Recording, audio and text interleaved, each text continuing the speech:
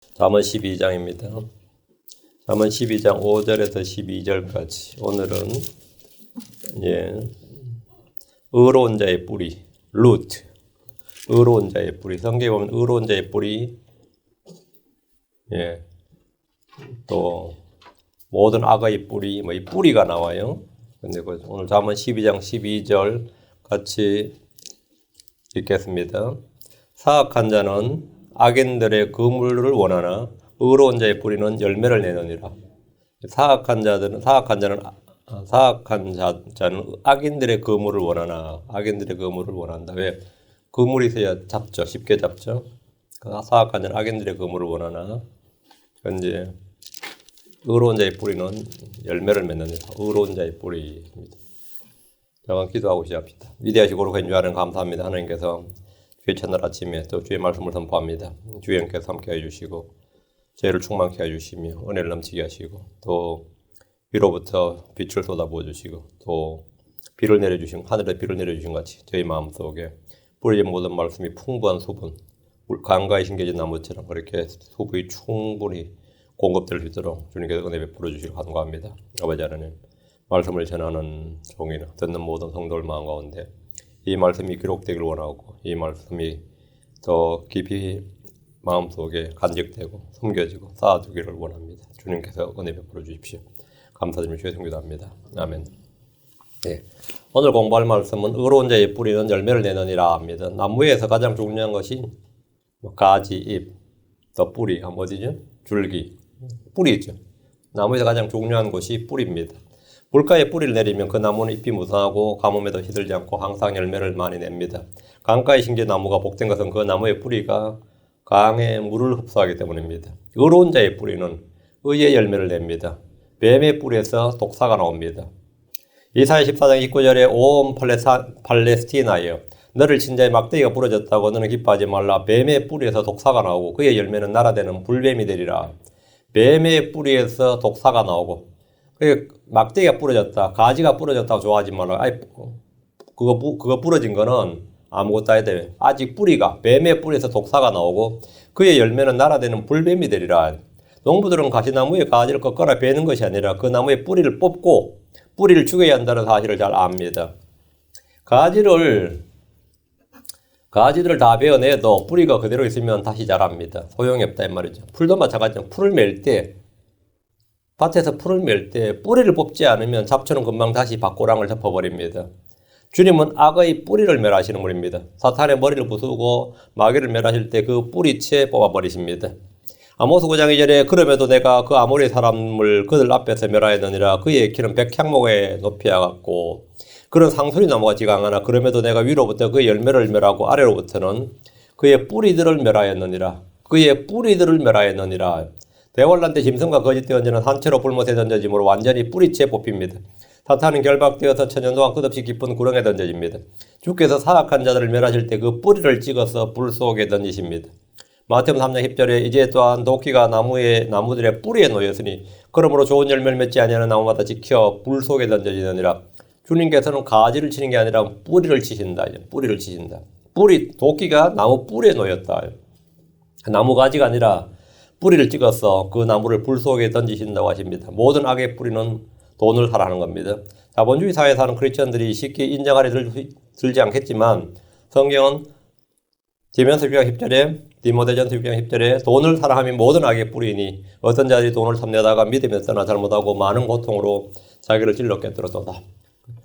돈을 사랑함이 the love of money is the root of evil.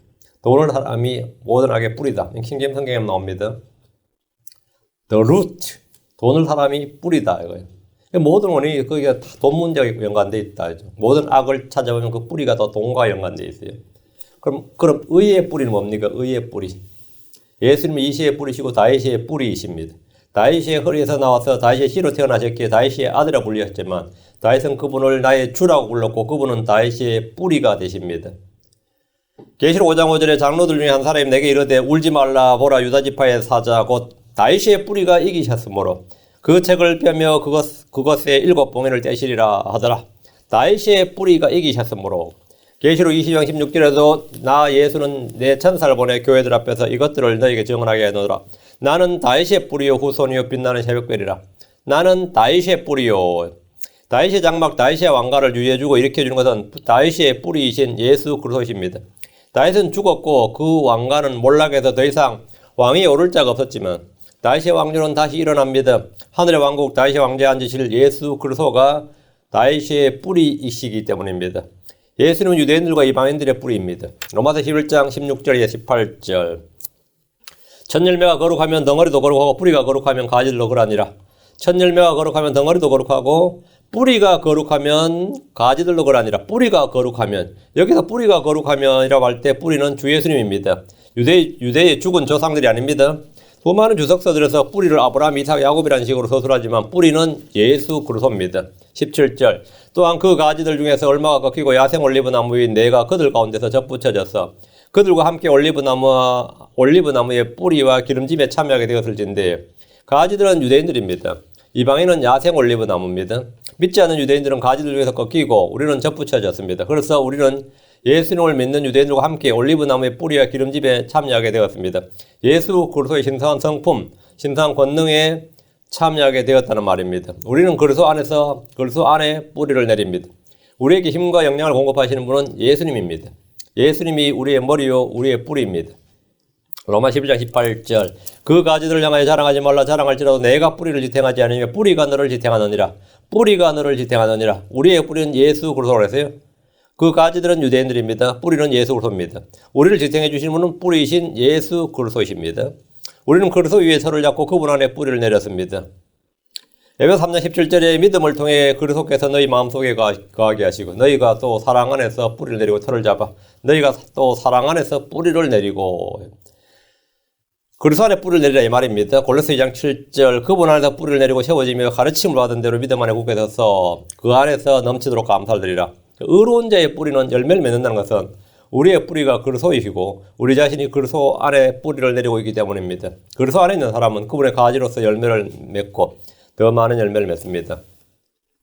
주 예수님 안에 거하면 의의 열매, 선한 열매, 성령의 열매를 맺을 수 있습니다. 오늘 공부할 잠언 본문에 사악한 자는 악인들의 금을 원하나 의로운 자의 뿌리는 열매를 내느니라 했습니다. 의로운 자의 뿌리는 열매를 낸다. 이제 열매를 낸다. 사람이 주의 말씀을 들어도 뿌리가 없으면 시들고 말라버립니다. 마가복음 4장 6절 17절에 보면 4장 6절에 해가 돋는 뒤에 타서 뿌리가 없으므로 시들어버렸고, 이 말씀이 있는데 말씀을 기쁨으로 받았는데 뿌리가 없어서 해가 돋자고 시들어버렸다는 겁니다. 말씀을 기쁨으로 받았다 하면 은혜 받았다 그러고 막 좋아하고 하니까 야, 저 사람이 좀 성취하나 보다 싶은데 전혀 그렇지가 않고 며칠 뒤에 교회 안 나타납니다. 뭐 그런 경우는 제가 하도 많이 봐가지고, 왜? 속에 뿌리가 없으면 받은 말씀으로 인해 고난이 닥칠 때 그 말씀이 힘이 되지 못하고 실족해버립니다. 마가복음 4장 17절. 속에 뿌리가 없으므로 잠시만 견디다가 후에 말씀을 인하여 고난이나 핍박이 일어나는 때에 즉시 실족하는 자들이요. 속에 뿌리가 없으므로, 뿌리가 있다는 말은 마음에 그리스도 예수님이 있다는 말입니다. 속에 뿌리가 없다는 말은 예수님이, 마음속에 예수님이 없다는 말이에요. 그리스도의 믿음 없이, 예수 그리스도의 믿음이 없이 성경 말씀을 듣고 배우면 그는 뿌리가 없는 사람입니다. 의로운 자는 주를 믿는 사람입니다. 의로운 자의 뿌리는 흔들리지 않습니다. 잠언 12장 3절에 사람이 사악함을 힘입어서는 굳게 서지 못하려니와 의로운 자의 뿌리는 흔들리지 아니하려다. 의로운 자의 뿌리는 왜 흔들리지 않아요? 예수님이다 이거죠. 그분은 반석이시다 말이에요. 다윗의 뿌리신 예수님은 세상을 이기셨습니다. 마귀를 이기셨습니다. 죄를 이기셨습니다. 지옥의 문들을 이기셨습니다. 그분은 승리자요, 정복자요, 노량물을 탈취하시는 분입니다. 그분이 뿌리가 아니라면 말씀을 기쁨으로 받고 열심히 공부한다 해도 시험의 때 모두 나가 떨어지고 맙니다. 누가복음 8장 13절에 바위 위에 있는 것들은 들을 때 기쁨으로 말씀을 받아들이나, 여기서 이제 많은 분들이 착각을 해요. 기쁨으로 말씀을 받아들이나, 선한 감정으로 막 연락해 오고 말이죠. 말씀도 잘 들었다고. 근데 뭐 선적업이 사라져요. 왜? 뿌리가 없어 잠시 믿다가 시험의 때에 떨어져 나가는 자들이요. 뿌리가 없어 잠시 믿다가요. 그 말씀 침내기 이상한 교회인데 이 한마디 나가 떨어져요. 그렇게 은혜 받았다 그래요. 난리치다가 그 목사님 좀 이상한 목사님인데 이 한마디에 그냥 나가 떨어집니다. 그냥 나가 떨어지고 시험의 때에 떨어져 나가는 자들이요. 떨어져 나가네요. 예. 뿌리가 없다 이거죠. 뿌리가 없어. 잠시 있다가. 자, 본문을 보겠습니다. 5절. 의로운 자들의 생각들은 올바르나 사악한 자들의 계략들은 속임수이니라. 의로운 자들이라고 하면 아벨, 에녹, 노아, 아브람 같은 사람들입니다. 의로운 자들이란 주의 말씀을 듣고 믿는 사람들입니다. 의로운 자란 주의 말씀을 행하는 사람들입니다. 의로운 자들의 생각은 올바릅니다. 주께서는 사람들의 생각들을 다 아십니다. 주께서는 우리의 마음의 생각과 상상을 다 아십니다. 시편 94편 11절에 주께서는 사람의 생각들을 아시며 그것들이 헛된 줄을 아시느니라. 시편 139편 2절에 주께서 나의 앉고 일어서는 것을 아시고 멀리서도 나의 생각을 이해하시오며 주님 뭐라고? 사람들의 생각을 아시고 나의 생각들을 이해하신다. 주님은 사람들의 마음의 생각과 상상을 다 아시는 분입니다. 나의 생각을 다 이해하시고 내가 하는 말을 알아듣지 못하는 게 단 하나도 없습니다. 사악한 자의 생각은 주께 가증한 것입니다. 주님은 각 사람의 생각의 열매를 가져오십니다. 생각의 열매. 예레미야 6장 19절. 오 땅아들아 보라 이 백성이 내 말들과 내 법에 귀를 기울이지 아니하고 그것을 거절하였으므로 내가 그들 위에 재앙 곧 그들의 생각의 열매를 가져오리라. 내가 그들 위에 재앙을 가져오는데 그들의 생각의 열매를 가져오리라. 그들이 사악한 자의 생각, 불의한 자의 생각, 사악한 자들의 계략. 내가 무슨 깨를 후렸는데 그들의 생각을 그들이 가져오는 하만이 대표적인 겁니다. 하만 유대인들을 다 몰살시킬 계획을 가졌는데 누가 몰살됐어요? 자기 가족이 다 몰살됐습니다. 예. 그들의 생각의 열매를 가져오리라. 영적인 생각을 하면 생명과 평안이 임합니다. 육신을 따라 생각하면 환난과 공고가 임합니다. 로마서 8장 6절에 육신적으로 생각하는 것은 사망이요 영적으로 생각하는 것은 생명과 평안이니라. 육신적으로 생각하는 것은 carnally minded, 영적으로 생각하는 것은 spiritually minded. 육신적으로 생각하는 것은 뭐 사망이요 death, 영적으로 생각하는 것은 뭐 생명과 평안, life and peace. 의로운 자를 생각하는 올바르다는 것은 성령을 따라 생각하고 주의 말씀을 따라 생각하기 때문입니다. 육신을 따라 생각하고 삼력을 따라 생각하면 누구라도 불법의 생각을 하게 됩니다. 우리는 생각을 새롭게 해야 됩니다. 생각을 새롭게 해야 돼요. 에베소 4장 3절에 너희의 생각의 영 속에서 새롭게 되라. 새롭게 되라. 우리의 육신이 새롭게 되지 못합니다. 생각의 영 속에서 새롭게 되는 겁니다. 사람들은 흔히 하는 말이 있습니다. 생각이 바뀌면 세상이 바뀐다. 그러죠. 그건 세상 사람들도 가끔 이제 자기들이 체험하는 거죠. 생각을 바꾸니까 내가 마음을 고쳐 먹으니까 뭐 세상도 달라 보이더라. 뭐 이런 게 있어요. 어느 정도 일리가 있는 말입니다. 우리는 세상을 바꿀 수 없지만 내가 무슨 세상을 바꿀 수 있어요. 난 세상을 바꿀 수 없지만 자기 생각을 바꿀 수 있습니다. 세상이나 사람들을 새롭게 할 수 없지만 자신의 생각을 새롭게 할 수 있습니다. 우리는 모두 그리스도의 생각을 가졌습니다. 고린도전서 2장 16절, 고린도전서 2장 16절에 누가 주의 생각을 알아서 그를 가르치겠느냐? 그러나 우리가 그리스도의 생각을 가졌느니라. 우리가 그리스도의 생각을 가졌느니라. 우리는 모두 그리스도의 영을 가진 사람입니다. 우리는 그리스도의 생각을 가졌어요. 이제 주님 오시면 그리스도의 몸을 갖게 됩니다. 그게 그리스도의 형상입니다. 그게 그리스도의 형상. 아들의 형상과 일치한단 말입니다. 우리는 모든 것을 그리스도를 기준으로 생각하고 판단하면 그런 옳은 생각을 하고 있는 겁니다. 사악한 자들의 계략은 속임수입니다. 마귀는 속인 자입니다. 그런 거짓의 압입니다. 사악한 자들은 마귀의 자녀들로 자기 압이 마귀를 따라 생각하고 행동합니다. 이 세상에는 온통 거짓과 속임수로 넘칩니다. 우리는 마귀들의 계략들에 대해서 무지하지 않습니다. 고린도후서 5장 11절에 이것은 사탄이 우리를 이용하지 못하게 하람이라. 우리는 그의 계략들에 대해 무지하지 아니하노니 우리는 그의 계략들에 대해 무지하지 않다. 다 6절입니다. 자, 6절. 자, 잠언으로 다시 돌아와 12장 6절. 사악한 자들의 말들은 수먹이다리며 피를 흘리는 것이로되 곧바른 자들의 입은 그들을 건지려다. 사악한 자들의 말, 곧바른 자의 입. 이게 이제 대조되는 거죠. 수먹이다리며 피를 흘리는 것이다. 사악한 자들의 말은 수먹이다리며 기회를 노리고 있다가 누구를 잡는 거예요. 그래서 올무를 놓든지 비방을 하든지 험담을 하든지 불평을 하든지 해서 그 사람을 하고 기다리며 피를 흘리는 것이로되 곧바른 자들의 입은 그들을 건지로다. 멸망시키는 것과 건지는 입이죠. 사악한 자들의 계략은 속임수라면 사악한 자들의 말들은 수먹이다리며 피를 흘리는 겁니다. 속임수가 이제 열매를 맺어서 생각이 말이 되고 말이 이제 살인까지 나오는 거예요. 피를 흘리는 거다. 폭력, 피, 살인. 이 말은 그냥 읽으면 아무것도 아닌 것처럼 들리거나 보일지 모릅니다. 그러나 이것은 오늘날 모든 정치, 종교, 경제, 사회, 군대, 각종 모임과 조직에서 투쟁 방식입니다. 이게 투쟁 방식이에요. 그들이 원하는 것을 얻기 위해서 투쟁 목표를 정한 다음에는 속임수를 씁니다. 그게 사악한 자들의 계략이에요. 속임수를 써요. 언론이나 방송을 비롯해서 모든 기구를 동원해서 또 자기들의 뭐 인권단체든지 사회단체든지 시민단체 이름도 많아요. 뭐 별의별 단체 가지고 들어보도 못도 못한 이번에 이 성명에 400개 단체가 동원됐다. 400개 단체가 서명했다. 400개가 누구 세고 온 것도 아니고 뭔 놈 이름이 그렇게 많아가지고 막 서명 연판장 돌리고 그래가지고 이제 뭐하죠? 거짓을 퍼뜨립니다. 이 사악한 자들의 계략이 이제 발동하기 시작한 거예요. 미국에서 대통령 선거철이 다가올 때 나오는 여론전을 한번 보십시오. 그들의 생각은 딱 한 가지면 오직 정권 획득이에요. 일단 엄청난 선거 자금을 모읍니다. 왜? 이 많은 것 계략을 실천하기 위해서 뭐가 필요하죠? 돈이 필요한 거예요. 돈이 필요하기 때문에 엄청난 선거 자금을 일단 모아요. 그냥 정권 탈취를 내세울 수 없잖아요. 우리는 정권 탈취를 목표로 한다. 이러면 이 말은 좀 격이 떨어지잖아요. 목표는 맞는데 그렇게 말하면 쪽팔리기도 하고 격이 떨어지니까 선전도구를 위한 계략을 짭니다. 압살롬은 다윗왕을 몰아내고 정권을 잡기 위해서 백성들을 선동했고 백성들은 기꺼이 동조했습니다. 이세벨은 남편이 원하는 나봇의 포도원을 주기 위해서 종교인들을 동원해서 나봇을 주겠습니다. 히틀러는 정권을 잡기 위해서 가까이 전문용어를 사용했는데 히틀러는 혁명 일으킨 거 아닙니다. 선거로 당선된 사람입니다. 히틀러는 합법적인 선거로 압도적인 표로 당선된 사람이에요. 그 사람은 민주적인 정권의 양을 받은 사람입니다. 국민이 그 사람 찍어줬다고요. 왜? 찍어줬어요. 그래서 정권을 잡기 위해서 가까이 전문 용어를 동원했는데 사람들이 듣기 좋은 말을 다 쓰는 거예요. 과거 청산, 새로운 세계. 독일은 아리안족이라고 그러죠, 자기들. 아리안족 패권설, 제도약, 우리 독일의 제도약, 새로운 발전, 스텝, 이렇게. 그리고 사회 정화.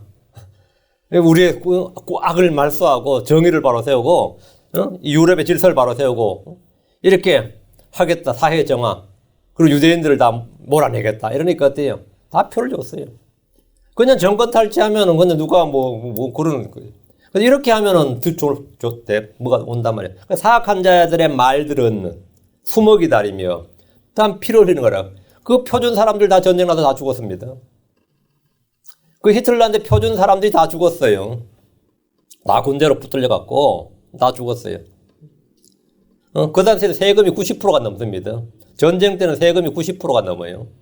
그냥 전부 다 물자 동원인 거죠. 지금도 많이들이 새로운 세계 질서를 외치면 뉴 월드 오더라잖아요. 뉴 월드, 새로운 세계 질서를 외치면서 사악한 자의 계략을 꾸밉니다. 지구온난화를 방지하자며 기후협약과 탄소배출권, 환경협약을 통해서 가까이 좋은 말을 합니다. 그리고 기업들과 여러 나라의 돈을 빼앗습니다. 빼앗어요. 한국에서도 이런 일을 늘 볼 수 있습니다. 우린 지난 수십 년 동안 사악한 자들의 계략을 수없이 자주 봐왔습니다. 여러분 많이 봤죠? 그들은 정권을 흔들고 빼앗기 위해서 마음껏 거짓말을 퍼뜨렸습니다. 마음껏 거짓말을 퍼뜨렸어요. 광우병 소동 일어날 때 기억이 나시죠? 뇌송송 구멍탁 별게 다 있었어요. 미국에서 햄버거 먹는 사람 다 죽어서 해야지. 그리고 차라리 그 고기를 먹느니 청산가리를 마시겠다 이런 놈도 있었거든요. 그 연예인이. 그 사람 지금 미국 소사다가 스테이크집 하고 운영하고 있어요. 지금 그 연예인 스테이크집 운영하고 있어요. 미선이 효순이 사건 아시죠? 교통사고였습니다. 그런데 걔들 살려내라면서 전국적인 동시 파업을 했고 시위를 벌이며 촛불을 들었습니다. 그것의 진실이나 사실 여부와 상관없습니다. 정권 탈취를 하기 위해서 촛불을 들었고 결국 성공했어요. 수십 년을 투쟁을 해서 결국은 수십 년 만에 성공했어요. 그러나 그들은 결코 정권 탈취라고 하지 않습니다. 그럼 뭐가 되는 거죠? 쿠데타가 되는 거고 자기들 한 일이 악해지는 거죠. 그럼 그렇게 말하면 안 되지. 모르겠어요. 적폐청산, 친일청산. 친일파들 죽은 지가 벌써 몇 년이 지났는데 친일파는 지금 대한민국에 한 명도 없습니다. 친일파 후손은 있을 수 있는데 친일파는 없어요. 다 죽었어요. 그런데 지금 친일청산한다. 공정사회, 복지사회, 더불어 사는 세상, 사회 안전망 확충, 한 번도 가보지 않는 길, 진짜 한 번도 가보지 않는 길 가게 될 것 같아요. 한국이. 소득주도 성장. 하여튼 가장 좋은 걸 다 말합니다. 그래야 뭐가 되는 거죠? 이게 사악한 자들의 계략, 다음 사악한 자들의 말입니다. 전 정치인들이나 종교인들이 하는 그 말을 들으면 참 섬뜩해요. 있을 수 없는 것들을 좋은 말은 다 하는데 이것들을 용어 선점이라고 하면 용어 좋은 말을 먼저 선점해 버려야 돼. 그럼 이쪽은 말을 못하냐? 우리도 하고 싶었는데 먼저 해버린 거야. 언론에다 먼저 떠들어 버렸다고. 먼저 떠들어 버린 거예요. 사악한 자들의 말들은 숨어 기다리면 공정사회란 말은 다 뭐냐면 네 재산 뺏겠다 이 말입니다. 있는 사람 재산을 뺏겠다 그 말을 공정사회라 그럽니다. 뺏겠다 그러면 도둑질이잖아요. 강도짓이잖아요. 그 말은 차마 못하는 거예요. 그러니 뭐죠? 예. 배급 주겠다는 말은 못하니까 뭔가죠? 기본소득 확보 이렇게 말해요. 배급 주겠다 그러면 우리가 거지 기부 있잖아. 그건 뭐라 그러죠? 기본소득 확보. 청년들한테 배급 주겠다 그러면 좀 듣기가 민망하고 받는 사람도 좀 황당하잖아요. 청년수당 그래요. 응? 하여튼 말을 딱 바꿔야 돼요. 그러니까 사악한 자들의 말들은 숨어 기다리면 그럼 누군가는 피해를 보게 돼 있습니다. 모두 사악한 자들의 말들입니다. 더 많은 돈을 뜯어내자 모두 죽이자는 말이에요.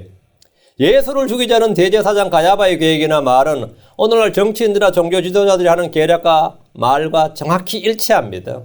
언론은 사악한 계략과 사악한 자들의 말들을 대변하는 수단입니다. 그게 언론이에요. 우리는 진실을 보도하고 그런 건 없습니다. 그런 건 없어요.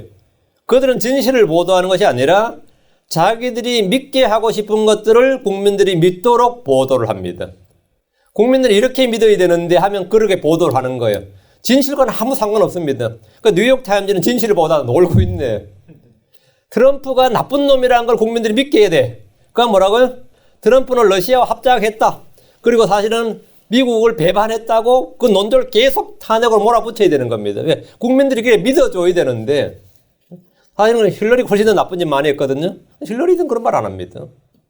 절대 그런 말 안 해요. 국민들이 이놈을 악인으로 믿어야 되는데 잘 안 믿는 거야. 비록 뭐 좀 또라이 같긴 하지만 미국을 이해하는 사람처럼 믿기면 안 된다. 미국의 배반자로 믿게 만들기 위해서 지금 몇 년째 지금 계속 떠들고 있는 거예요. 계속. 수단방법을 가리지 않습니다. 그 사악한 계략과 사악한 자들의 말들을 대변한 수단이단 말이죠. 미국 유력 신문들, 뭐 CNN이나 ABC, NBC, 팍스 뉴스, 뉴욕타임즈, 워싱턴 포스트, 다음 방송들, 유럽이나 한국이나 어느 후진국의 매스미디어도 이것은 다 똑같습니다. 믿게 하고 싶은 것을 보도하라요. 믿게 하고 싶은 걸 보도하라요. 곧바른 자들의 입은 그들을 건지리로다. 곧바른 자들의 입은 그들을 건지리로다. 곧바른 자들의 입이라고 하면 의를 증언한 아벨의 입이 있고 의를 선포한 에녹의 입이 있고 세상을 정죄한 노아의 입이 있고 느부갓네살 앞에서 하나님 외에 다른 신들은 절하지 않겠다는 하냐냐와 미사엘과 아사랴, 사드락 메삭 아벳느고라 그러죠. 하냐냐 미사엘 아사랴가 있고 사자굴에 던져진 다니엘의 입이 있고 백성들 앞에서 회개하라고 외친 침례자 요한의 입이 있습니다. 이에서 민족을 구출한 의로운 자들의 입은 셀 수 없이 많습니다. 민족의 멸망의 위기를 겪은 모르드게와 에스더의 입이나 성벽을 재건하기에 왕 앞에서 입을 연 느헤미야 입이 바로 곧바른 자들의 입입니다. 곧바른 자들의 입은 그들을 건집니다. 때로 스데반처럼 바른 말을 함으로써 죽기도 하는데 대부분의 대언자들과 사도들은 곧바른 말을 하다가 핍박을 받았고 죽임을 당했습니다. 우리의 입은 사랑 안에서 진리를 말해야 됩니다. 의를 선포해야 됩니다. 입을 열어서 그들의 범법과 죄들을 밝히 알려야 됩니다. 그럼 누가 좋아하겠어요? 근데 그것이 그 사람을 사랑하는 겁니다. 그게 사랑이에요. 그것이 뭐냐? 사랑 안에서 진리를 말하는 것이고 진리 안에서 사랑을 말하는 거예요. 대언자 미가야는 왕궁의 모든 대언자들이 아합 왕에게 듣기 좋은 말을 할 때 이번에 전쟁에 나가면 아합이 죽게 된다. 이렇게 예언을 했습니다. 주의 말씀을 전한 거예요. 왕의 부하가 미가에게 이렇게 말했습니다. 미가야를 이제 왕 앞으로 데려가면서 미가야를 부르러 간 사자가 그에게 말하 이르되 보소서 대언자들의 말이 하나같이 왕에게 좋게 고하니 하나같이 좋게 말하니 그러므로 원하건대 당신의 말도 그들 중에 한 사람의 말처럼 되게 하여 당신의 좋은 것을 말하게 하소서. 좋은 말, 당신은 좋은 것을 말하소서. 좋은 말 해주라고. 왕이 좋아할 만한 말을 해주라는 거예요. 수요에 맞는 공급을 주라 이거예요. 민중이 원하는 대언을 하라는 거죠. 우리에게 좋은 것을 말하라, 부드러운 것을 말하는 것이 사람들의 요구입니다. 오늘날 성도들이 목회자들이 요구하는 것이 뭐죠? 좀 은혜를 끼치는 설교를 해달라 그러죠. 형통과 성공을 외치라는 겁니다. 계속해서 복을 선포해달라는 거예요. 그래야 일주일에 한 번 오는 교회에 와서 힘을 얻고 갈 거 아니냐 이거예요. 지금 교회도 잘 안 나오면서 일주일에 한 번 나오는 교회에서 힘을 얻는데 이런 소리 하고 있는 거예요. 일주일에 한 번 나오는 교회에서 힘을 얻게 무슨 힘을 얻어요 여기서? 지 듣기 좋은 말 해달라요. 자기 듣기 좋은 말. 진리, 의는 그들의 중요한 것이 아닙니다. 하나님께서 중요한 게 아니에요. 제발 나를 좀 위로해주고 나에게 힘을 주고 나를 좀 북돋아주고 나를 좀 세워주고 이런 말 좀 해달라요. 이게 민중의 요구입니다. 덕담을 해달라는 거예요. 덕담을. 사실 여부는 중요하지 않고 진리 여부도 중요하지 않고 그냥 덕담을 해달라는 거예요. 덕담은 뭐죠? 피해볼 게 없는, 손해볼 게 없어요. 이사야 3장 10절에 그들이 선견자들의 이르기를 보라. 그들이 선견자들의 이르기를 보지 말라 하고 대언자들의 이르기를 우리에게 바른 것들을 대언하지 말라. 우리에게 부드러운 것들을 말하며 속이는 것들을 대언하라. 이게 그들의 요구였습니다. 이것이 오늘날 강단에 가해지는 압력입니다. 그때 미가야가 대답을 했어요. 역대기야 18장 13절 미가야가 이르되 주께서 살아계심을 두고 명시하노니 내 하나님께서 말씀하시는 것 즉 그것을 내가 말하리라 하니라. 내 하나님께서 말씀하시는 것 그것을 내가 말하리라. 니들이 원하는 말을 나는 하는 사람이 아니다 이거예요. 곧바른 자들의 입은 그들을 건진다는 것은 그들이 구원의 복음 하나님의 의를 선포하기 때문입니다. 타악한 사람들은 그들의 입을 통해서 구원받거나 그렇지 않으면 그런 말을 하는 사람들을 죽이려 할 겁니다. 7절입니다. 사악한 자들은 쓰러져서 있지 아니하나 의로운 자의 집은 서리로다. 이 구절은 천년왕국 때에 성취될 말씀입니다. 지금 사악한 자들이 쓰러져서 존재하지 않는 것이 아니라 의로운 자들이 쓰러지고 거의 존재하지 않는 세상입니다. 대환란 때는 두말할 필요도 없습니다. 어느 시대나 사악한 자들이 쓰러지지 않는 그런 시대에 그런 대상은 없습니다. 굳이 말씀을 적용하자면 사울의 집은 쓰러져 없어졌고 다윗의 집은 섰다는 식으로 해석하고 적용하는 겁니다. 악함과 굴법이 충만할 때 주님께서는 그 땅의 사람들을 전쟁이나 기근이나 역병으로 쓸어버리시고 심판하실 수 있습니다. 수많은 민족들과 왕국들, 국가가 고대만 존재하고 근대나 현대는 전혀 존재하지 않습니다. 그들은 쓰러져서 일어나지 못했기 때문입니다. 신약의 예를 들면 자기를 반석 위에 세우는 사람은 지혜로운 자 같습니다. 그의 집은 굳게 섭니다. 모래 위에 자기를 세운 사람은 쓰러져 있지 않는다고 적용할 수 있습니다. 그러나 패역하고 삐뚤어진 세대에서는 사악한 자들이 돈을 벌고 권력을 잡고 칭찬을 받습니다. 그들의 처세술을 배워야 한다고 사람들이 따르고 그런 사람을 성공한 사람이라고 높여줍니다. 의로운 자의 집은 자기가 망하고 집안이 망하고 몇 대가 고생할 수 있습니다. 이것은 이상한 일이 아닙니다. 여러분 학교에서 듣고 배웠던 유명한 사람, 존경해야 할 인물들이 누굽니까? 어느 학교에서도 미국의 어느 공립학교에서도 조지 필드나 잔 웨슬리나 찰스 볼제나 D.L. 무디나 빌리 썬데이 이런 사람들이나 이들의 말, 행적을 기록하거나 애들에게 가르치거나 존경할 인물로 제시하지 않습니다.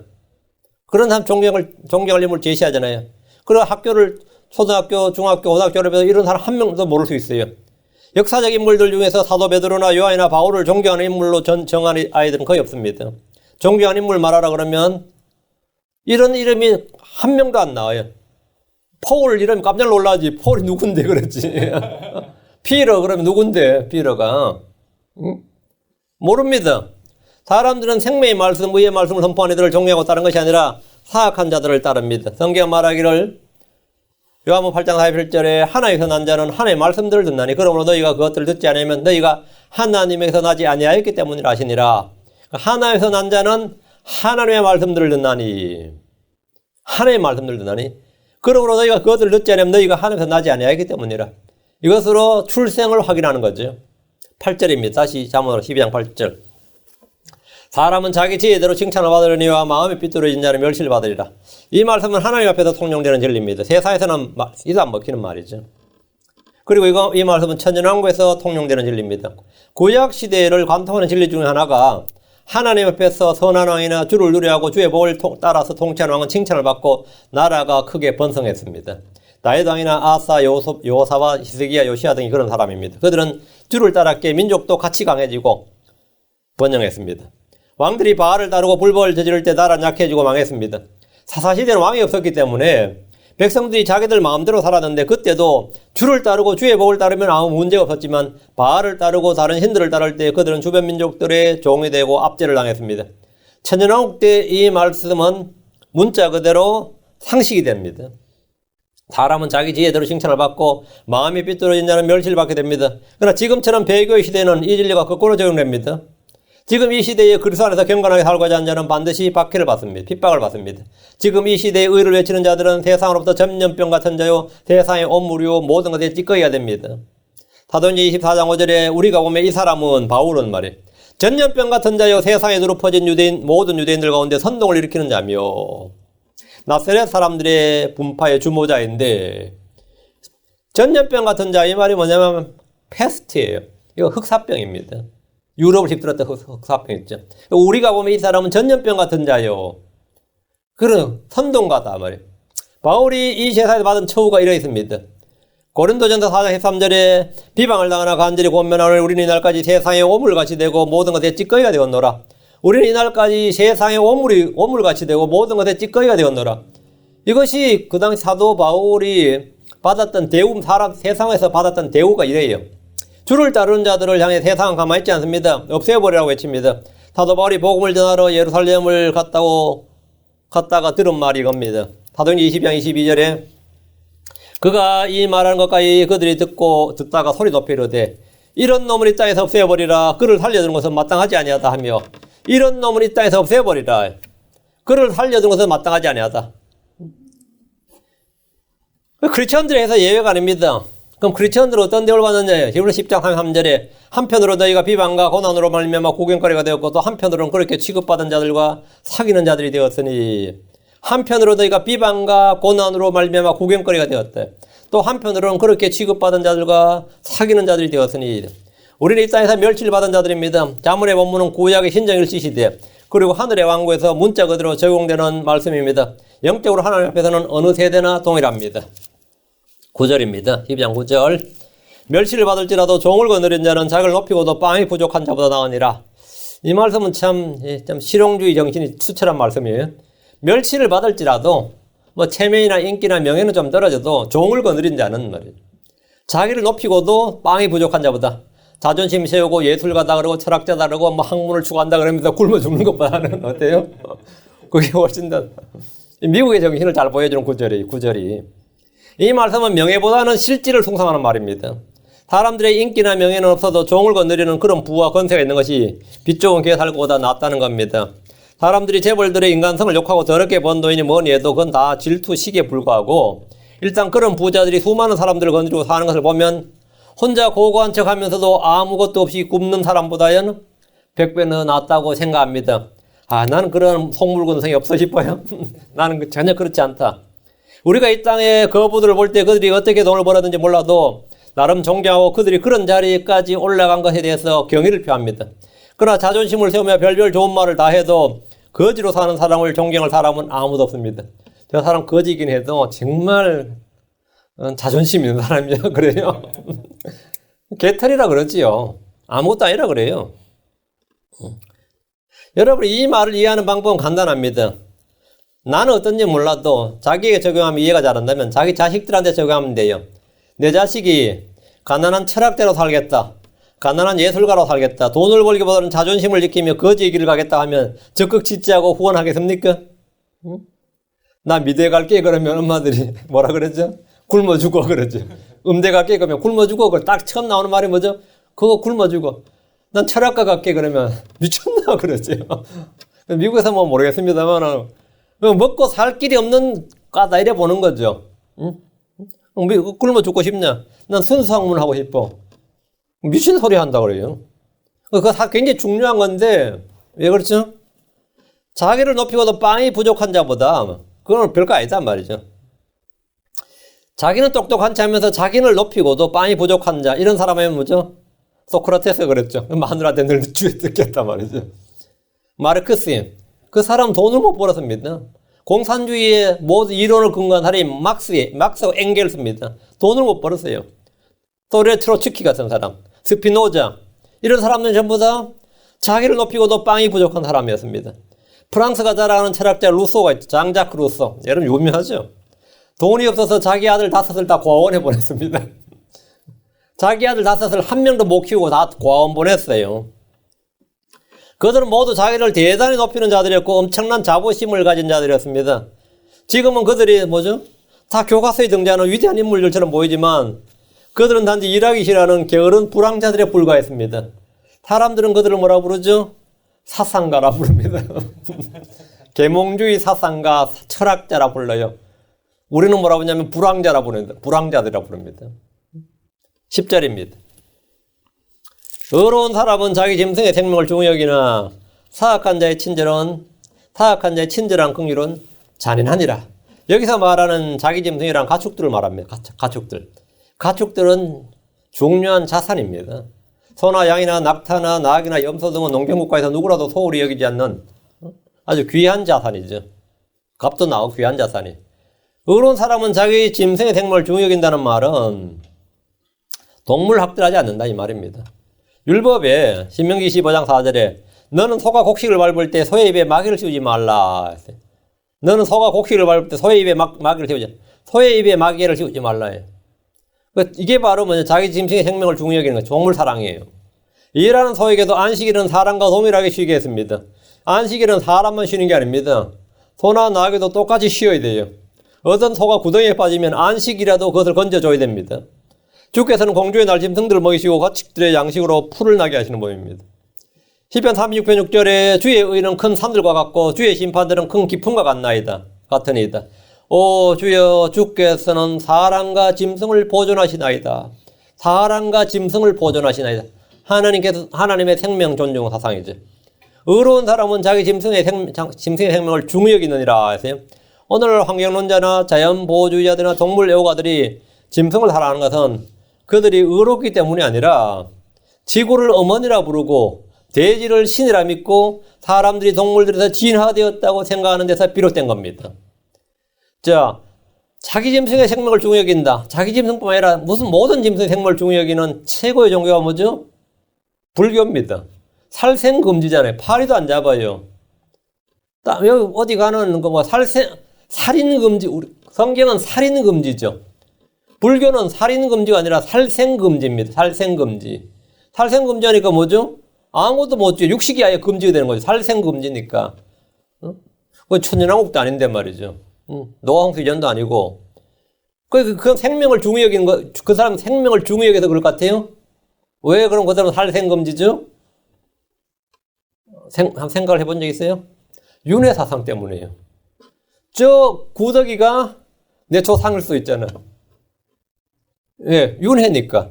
내가 다시 태어나서 뭐라고요? 뭐가 되는 지렁이로 태어날 수 있잖아요. 진짜 지렁이 허리 부러진 소리 하는 거지, 진짜. 이거 아주 웃기는 이 사상에서 비롯된 거예요. 이거는 살인이 아니라 뭐죠? 살생금지가 돼버린 거예요. 그래서 동물 애호, 생명을 귀중해서가 아니라 겁이 나는 거죠. 내가 그 중에 하나가 될 수 있단 말이죠. 그 동물보호론자나 오늘 환경론자들은 대부분 다 진화론에서 바탕이 돼서 그게 나온 거예요. 그 자연을 생명의 모태라고 보기 때문에, 그렇게 믿기 때문에 자연을 사랑하는 것이지, 의로운 사람을 되고, 의롭기 때문에 짐승의 생명을 중히 여기는 것이 아닙니다. 제가 한국에 있을 때인데 벌써 꽤 오래된 사건이에요. 고속철도를 까는데 천성산을 통과해야 되는, 그 어떤 비구니가 삼천별 하다가, 이 도룡뇽을 살려야 된다 해가지고 단식을 시작해야 되는데, 세계 기네스북에 오를 이야기죠. 100며칠을 단식했다는 거예요. 사람이 어떻게 100며칠을 단식해요? 다 먹었겠지. 하여튼 유명한 사건이에요. 그래, 그 사람 때문에 이 고속철도 뚫어야 되는데, 이 사업이 중단된 거예요. 건설회사에는 미친놈이죠. 국가 사업을 수주로 해가지고 하는데. 그래, 어쨌든 겨우겨우 설득해가지고 단식 풀게 하고, 거기 터널을 뚫어가지고 지금 고속철이 다니는데, 그 다음 해 가보니까 도룡뇽이 천지더라. 이렇게. 단식한 주먹 뻘쭘해졌죠. 도룡뇽은 그 사람 단식하고 상관없고 밑에 고속철 뚫는 것처럼 상관없더라 이 말이죠. 오늘날 자연보호론자들이 하는 일이 이런 겁니다. 이런 식이에요. 그들은 왜 그렇게 하느냐 이거죠. 의로운 자가 아니라 의로운 사람은 자기 생명을 중히 여기나, 이거하고는 전혀 다른 이야기입니다. 우리가 현상을 보고 같은 부류로 생각해서는 안 됩니다. 다음, 사악한 자의 친절한 긍휼은 잔인하니라. 사악한 자가 친절한 긍휼을 베푸는 것은 그를 잡기 위한 수단입니다. 사악한 자의 친절한 긍휼은 주의 뜻, 주께서 함께 하시기를 주께서 앞서 나가시며 등등으로 포장되지만 사람들을 사망의 구덩이로 몰아넣습니다. 십자군 전쟁 때 로마 교회는 사람들을 하나님 이름으로 불러 모아서 그들을 죽음으로 몰아넣었습니다. 심지어 어린이 십자군 아시죠? 어린이들까지 군대로 모집했습니다. 그 무슬림들이 기가 찬 거예요. 애들이 와 있으니 애들이 오니까. 지중해를 건너서 애들이 막 오니까 황당한 거죠. 정치인들, 종교인들 입에서 나오는 친절한 긍휼은 그 뒤에 치를 대가가 크기 때문입니다. 누군가를 함정으로 몰 때, 속일 때 사람들은 친절한 긍휼을 베풉니다. 예레미야 41장 6절 7절에 보면 느다냐의 아들 이스마엘이 그들을 맞이하러 미스바에서 나아가면서 갈 때 줄곧 울고 미스바에서 나아가며 갈 때 뭐 울면서 가는 거예요. 그들을 만나 그들의 이르기를 아히감의 아들 그달리아에게로 오라 하니라. 아히감의 아들 그달리아에게로. 그달리아는 이미 죽은 이틀 지났어요. 근데 그달리아에게 오라고 이렇게. 이 사람들이 80명이었습니다.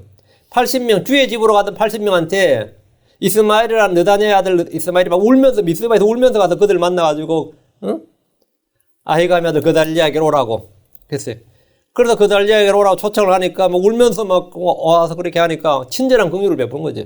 이때는 이미 그달리아 죽은 이틀이 지났는데 그리고 이 말 믿고 갔어요. 어떻게 됐을 것 같아요? 41장 7절 그래야 그들이 도시 한가운데 이름에 느다냐의 아들 이스마엘과 그와 함께한 자들이 그들을 죽여 구덩이 한가운데로 던지니라. 이들을 다 잡아다 죽이기 위해서 그렇게 한 거였어요. 울면서 가서 오라고 초청한 다음에 80명 세려다가 그들을 죽여 구덩이 가운데 던지니라. 사악한 자의 친절한 긍휼은 뭐라고요? 잔인하니라. 여러분도 우리가 뭐 성경 몰라도 동생들 갑자기 저놈이 나한테 친절히 굴면 어떻게 된 거죠? 의심이 가죠. 의심이 가야 안 가요? 저는 왜 저러지? 갑자기 밥 사준다 그러고 갑자기 뭐 친절하게 하면 평소 안 하던 짓을 하면 뭐 죽을 때가 됐나? 아니 뭐죠? 저는 또 나한테 뭘 바라고 저러나 싶은 게 뭐 세상 지혜야 이게 그냥 또 오른단 말이죠. 사악한 자의 친절한 긍휼은 잔인하니라. 11절 자기 땅을 가는 자는 빵으로 만족을 얻으려니와 허탄한 자들을 따른 자는 명철이 없느니라. 이것은 성실, 근면, 노동에 관한 가르침입니다. 크리스천들은 일하는 사람들입니다. 우린 스스로 수고해서 자기의 빵을 먹고 궁핍한 자를 돕고 선을 베풉니다. 하나님 이스라엘 모든 사람들에게 땅을 나눠주었습니다. 성경은 토지 공개념이 아니라 철저히 사유재산을 지지하며 그 땅은 그 누구도 빼앗아갈 수 없습니다. 국가 권력이든 왕의 권력이든 그 누구도 상속유업의 땅은 빼앗아갈 수가 없어요. 성경만큼 사유재산, 토지 사유 개념이 철저한 그런 게 없습니다. 그런데 한국의 어떤 청와대 정치인이 토지 공개념을 주자면서 성계에도 나오는 개념으로 이런 소리에 내가 깜짝 놀랐어요. 성경에 무슨 그런 게 나와요? 이게 참 크리스천도 아닌 것 같은데 갑자기 뭐 성경을 떠벌리면서 성경에서 나오는 토지 공개념 뭐 이런 거예요. 그럼 또 여기 장단 맞춰가지고 크리스천 목사들이 맞다 그러고 막 이래요. 응? 얼마나 타락했는지 이 한국교회가 얼마나 타락하고 한국의 크리스천들이 얼마나 무지하고 그런지 진짜 완전 그냥 선동에 다 속습니다. 성계에서 토지는 철저하게 개인에게 분배됩니다. 처음 한 일이 정복전쟁 끝나고 처음 한 일이 뭐냐면 땅을 나누어 주는 일이었어요. 그리고 이 땅은 누구도 빼앗아갈 수가 없어요. 자기 땅을 가는 자는 빵으로 만족을 얻는다는 것은 주께서 소득을 주시고 재산 얻을 능력을 주시기 때문입니다. 그래서 하나님께서 주신 땅이고 하나님이 이 땅을 복을 주셔서 뭐라고 비를 주시고 땅에서 소득을 풍성히 주셔가지고 재산 얻을 능력을 주셨단 말이에요. 그 땅을 갈기만 하면 이스라엘은 다 재산을 얻어요. 땅을 갈기만 하면. 그래서 소득의 10분의 1을 11조로 낸 겁니다. 바쳤어요. 이들은 하나님 주신 땅이고 하나님 주신 능력, 하나님 주신 빵이란 분명한 경제관을 가지고 있었습니다. 성경 말하기를 데살로니가후서 3장 10절에 우리가 너희와 함께 있었을 때에도 너희에게 이같이 명령하여 누구든지 일하려 하지 아니하거든 먹지도 말라고 하였노라. 일하려 하지 아니하거든 뭐라고요? 먹지도 말라. 이게 성경의 뭡니까? 무노동 무임금이에요. 성경은 무노동 무임금입니다. 일하려 하지 아니하거든 먹지도 말라. 무노동 무임금을 파괴하는 게 뭐냐면 오늘날 뭐죠? 복지라 그럽니다. 일 안 하는데 돈 주자 이거예요. 일해야 돈을 줘야 됩니다. 일을 해야. 그러니까 정일이 없으면 거리라도 쓸게 해야 돼요. 거리라도 쓸게 하고 거기에서 합당한 보상을 주는 겁니다. 그거 세금을 수집하든 간에 하여튼 그냥은 주면 안 돼. 쓰레기를 치우든지 휴지라도 죽게 한 다음에 무슨 일을 하더라도 일을 시킨 다음에 그 돈을 줘야 돼요. 일 안 하고 운동권에 일 안 하던 애들만이 요즘 뭐 정권 잡고 뭐 권력 잡으니까 일 안 하는 애들 전부 다 돈 주려고 막 그렇게 애를 쓰는 거예요. 자기들이 옛날에 굶어봐서 고생했거든요. 그래서 그 애를 쓰는 겁니다. 일을 해본 적이 없는 사람. 맨날 데모했기 때문에 일을 해본 적이 없는 사람들이었어요. 허탄한 자들을 따른 자는 명철이 없느니라. 자기 땅을 갈지 않고 허탄한 자들을 따른 자는 명철이 없습니다. 일하는 대신 투기를 하고 복권을 사고 도박을 하고 이런저런 다른 방법을 찾는 사람들은 명철이 없는 사람입니다. 카지노에서 큰 돈을 벌었다는 사람이 있다고 해서 그것을 따를 필요는 없습니다. 주식을 해서 많은 돈을 번 사람이 있다고 해서 그들을 따를 필요는 없습니다. 마귀는 소수의 몇 사람을 크게 성공시켜서 그것들을 많은 사람이 보여준 뒤에 다수의 많은 이들을 멸망으로 인도합니다. 그게 마귀의 계략이에요. 그래서 누가 카지노 가서 한번 당겼는데 큰 돈 벌어서 내 주변에 큰 돈 벌면 최소한 그 사람 아는 사람 100명 정도가 라스베가스로 갑니다. 예, 이건 자동 효과예요. 예, 저절로 그 사람 벌다. 누가 내가 전혀 모르는 사람, 알지도 못하는 사람이 복권 당첨되면 아무것도 아닌데 내가 아는 사람이 복권 당첨되면 나는 복권 사요. 이게 희한하게도 사요. 마귀는 뭐 하냐 하면 어떤 사람을 멸망시키기 위해서 그 주변 사람에게 성공을 보여줘요. 한 사람의 성공을 보여준다면 다수를 멸망시켜버립니다. 이건 효율적인 전술, 이게 마귀의 전술 계략입니다. 우리는 그런 계략에 무지하지 않습니다. 소수의 몇 사람을 크게 성공시켜서 그들을 샘플로 보여준 뒤에 다수의 많은 이들을 멸망을 시켜버립니다. 멸망을 시켜버려요. 12절입니다. 사악한 자는 악인들의 그물을 원하나 의로운 자의 뿌리는 열매를 내느니라. 사악한 자는 악인들의 그물을 원합니다. 낚시와 달리 그물은 한 번에 많이 잡을 수 있는 도구입니다. 악인들의 그물을 원한다는 것은 사람을 희생시키는 방법, 남의 것을 약탈하는데도 그들 나름대로 수법이 있기 때문입니다. 어떻게 그거 했지? 이번에 그렇게 해서 그놈들 일망타진했다 이거예요. 그놈들 싹 쓸었다 이거예요. 응? 이 방법, 악인들의 그물, 참 무서운 말인데, 그러니까 누가 어떤 방법으로 사기를 쳐서 크게 한탕을 하면 꼭 누가 그 수법을 배워서 써먹는 사람이 나옵니다.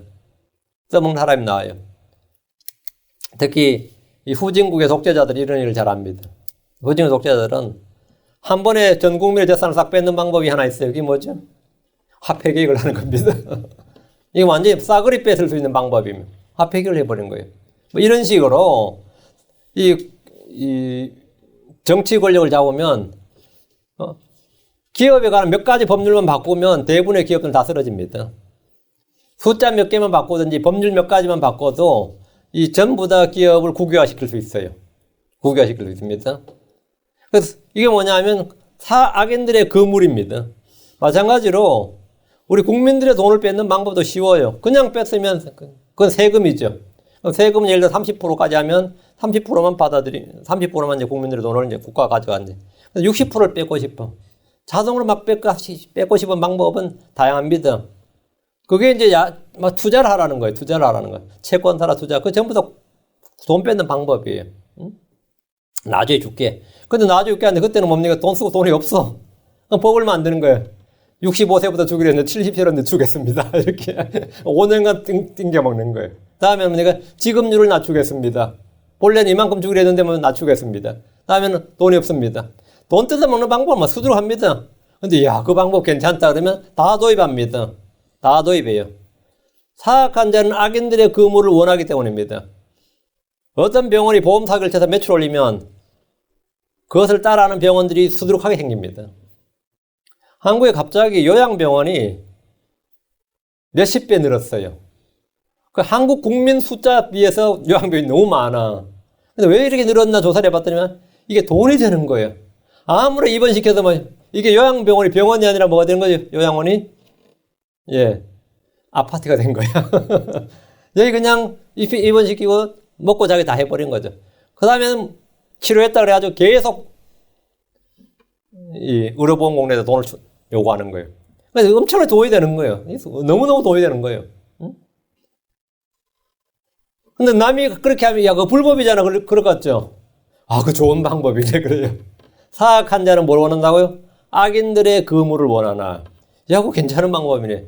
나도 그렇게 돈 벌면 되겠네. 나도 그렇게 할 수 있겠네. 응? 사람들의 눈과 마음을 사로잡게 한 가장 대표적인 그물이 뭐냐? 사람들을 잡는 그물이 뭐냐? 광고입니다. 광고를 통해 선전하면 사람들의 지갑을 열 수 있기 때문입니다. 그냥 돈을 달라고 하면 아무도 주지 않습니다. 그렇죠? 누가 돈 달라면 돈 줘요? 안 주지. 이거 사 그러잖아요. 이거 사라고. 그럼 사람들의 돈을 뭐라고요? 합법적으로 자발적으로 바치게 하는 방법이 뭡니까? 소비죠. 그러니까 여러분이 기업에 공짜로 갖다 바친 돈이 꽤 많아요. 그거 아닌 것 같죠? 이사 갈 때 압니다. 내가 사놓고 한 번도 안 쓴 게 얼마나 많았던가. 내가 몇 년 동안 한 번도 안 쓴 게 얼마나 돼. 그냥 다 소비한 겁니다. 그 돈 다 갖다 바친 거예요. 요즘은 교회도 광고의 시대입니다.